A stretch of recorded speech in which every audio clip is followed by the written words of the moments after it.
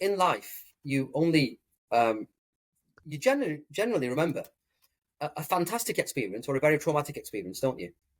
Yeah, I think anything in between just gets, sort of lost in time, doesn't it? Yeah, but defining moments in your life are ones that are just of amazing, right? Acts of kindness towards you, or amazing acts of grievance towards you, right? Okay.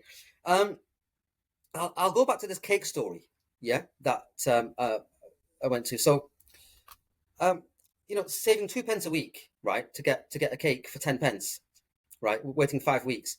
What I didn't tell you was that when I finally managed to buy that cake, it was a rainy day, right, and I got the cake. It was an angel cake, and it was put into this tissue paper, and in excitement, I ran out of the cake store, yeah, and I fell into a puddle, right?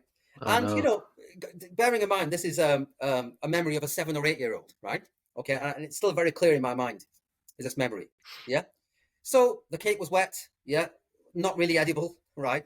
And 5 weeks of what I would call sort of sacrifice and effort had gone down the drain, right? It's devastating. So your whole world falls apart. That cake was my Bentley, right? It's got fallen apart. Yeah. Um, For a 7-year-old at that time. for a 7-year-old, right? It's the Five end of weeks the of world, saving isn't it? up. Yeah, That's end of the world. Yeah.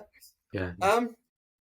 So there was this gentleman, yeah, and I can't remember the gentleman's face, but I remember his demeanor. He was a tall gentleman, very well dressed, thin, tall. He had a hat on, and he had this long umbrella thing.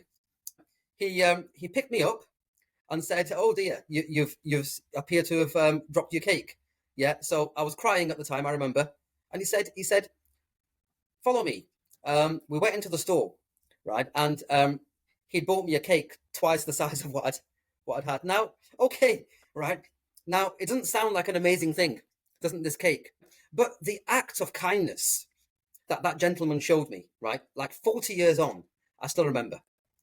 I still remember to this day, from 40 years on.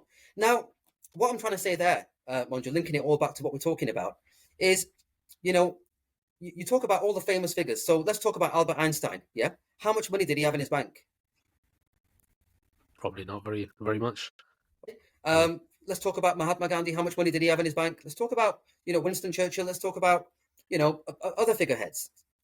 Let's talk about Steve Jobs. What is he remembered for?